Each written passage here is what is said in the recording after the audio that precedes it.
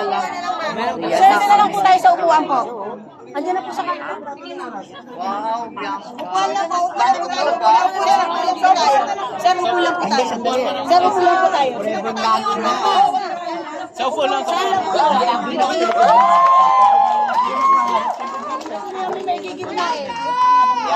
Wala po kayo para madala kayo sa gitna. Hindi po namin madadala sa gitna. Muna po tayo, sir, ma'am. Upo na lang po.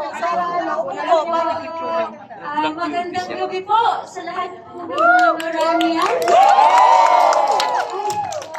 Pasensya na po ako po yung kinikilabutan na gabi. Inside the room, nakasama po kayong lahat.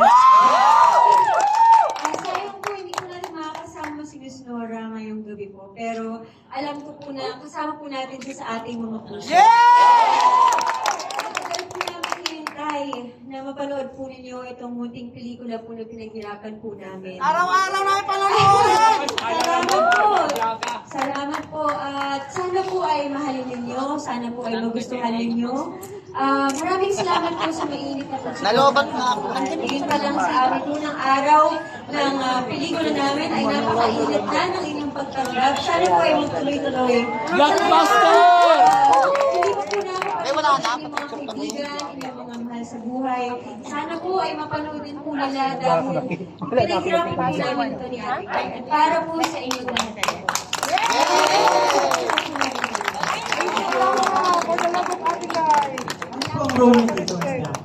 Ako po dito si Alma. Ako po ang daughter ni Isia, ang mana ng bata.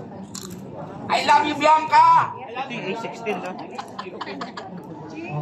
I love you, Ate Guy! Siya yung best actress ka sa Japan. How did it feel? Of course, ang sarap sa puso na makapanalo ng parangal para sa pelikulang ito sa Ginseo Arigato International Festival. And of course, kasama rin po ng aking parangal. Panalo rin po si Miss Nora ng Hall of Famer po doon. Kasi po magkasabay po kami na manalo ng parangal at binigyan po ako ng oportunidad na tanggapin ang kanyang parangal on her behalf dahil po syempre hindi po siya nakarating. Pero I am happy. Bonus na lang po lahat ng yun. Ang mahalaga po para sa akin ay nakatrabaho ko po si Miss Nora.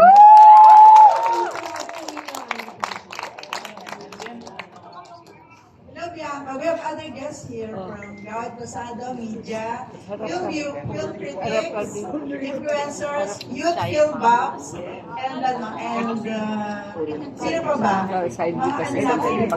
Head of Cine and Youth Film Center, Academician. They're all here to support you.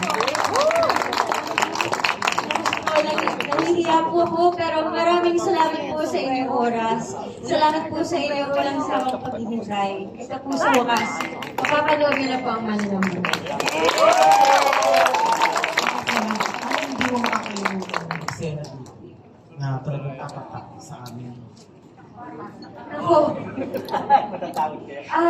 naikwento ko na to sa isang interview na I believe hindi pa nilalabas dahil masuspoil yung pelikula. No? Pero siguro yung isa sa pinaka hindi ko makakalimutan na eksena ay yung shoot na namin ni Ate Guy, yung ending.